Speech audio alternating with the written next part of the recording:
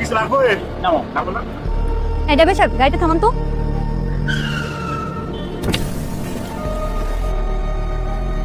কি ব্যাপার, উনি এখানে বসে ভাত খাচ্ছে, তাও আবার ফুটপাতে? হাই আল্লাহ। এই ড্রাইভার সাহেব চলেন। তুমি আমার হাজবেন্ড সম্পর্কে একটা উল্টাপাল্টা কথা বলতে আসবে না। তোমার হাজবেন্ডের নামে আমি উল্টাপাল্টা কথা বলবো কেন? তোমার হাজবেন্ডের বাস্তবতায় সবকিছু সামনে চলে আসে। তো আমার হাজবেন্ড এমন কি করেছে? আজকে তোমার হাজবেন্ডকে দেখে আসলাম রাস্তার পাশে বসে কুকুরের সাথে খাবার খাচ্ছে। আমার হাজবেন্ড সম্পর্কে কোনো কিছু বললেই যে আমি মেনে নিব, এটা কখনোই না। আমার হাজবেন্ড আমাকে অনেক সুখে রেখেছে। আমার হাজবেন্ডের ঢাকা শহরে 2টা বাড়ি, দেন 2টা গাড়িও আছে। আর তুমি উল্টাপাল্টা কথা বলছো আমার হাজবেন্ডের সম্বন্ধে। আরে ওর টাকা পয়সা থাকতে পারে, এই মনটা বড় নয়। এই যে আমাকে দেখো, আরে আমি তোমার জন্য কি করি নাই?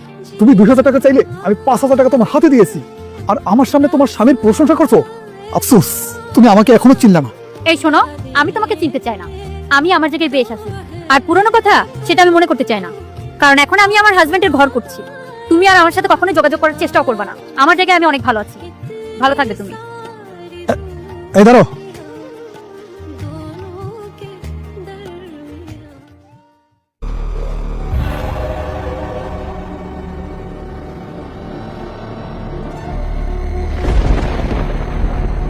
আমার কিছু লাগবে? নামো। লাগবে না? এই ড্রাইভার সাহেব, গাড়িটা থামান তো।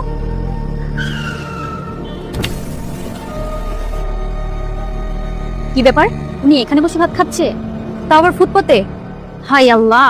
আমার যদি কোনো আত্মীয় স্বজন একবার দেখে ফেলে, তাহলে তোমার মান সম্মান কিচ্ছু থাকবে না। আমি আরো আমার আত্মীয় স্বজনকে বলে বেড়াই আমার হাজবেন্ডের অনেক টাকা পয়সা, আর ও রাস্তার পাশে বসে খাবার খাচ্ছে। এই ড্রাইভার সাহেব চলেন।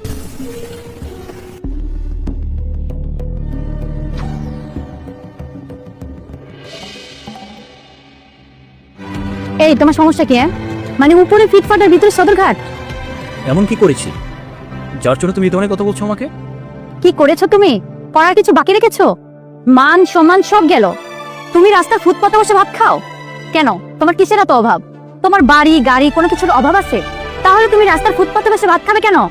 যদি আমার আত্মীয় স্বজন কেউ দেখে, তাহলে আমি তাদের কাছে মুখ দেখাতে পারবো? আমি আরো তাদের কাছে গর্ব করে বলি আমার হাজবেন্ড অনেক পয়সাওয়ালা। আর তোমার কিনা চিন্তা ভাবনা এত ছোট। ওয়েট, আমি ফুটপাতে বসে ভাত খেলে কেন মান সম্মান ক্ষতি হবে? আমার মতন এরকম অসংখ্য মানুষ ফুটপাতে বসে ভাত খাচ্ছে, তাদের তো মান সম্মান ক্ষতি হচ্ছে না, তাহলে আমারটা কেন হবে? আর এই শোনো, আমি হিসাব করে চলি। আমি ফুটপাতে কম টাকায় ভাত খাই, রিক্সা ভাড়ার টাকা বাঁচিয়ে হেঁটে আসি।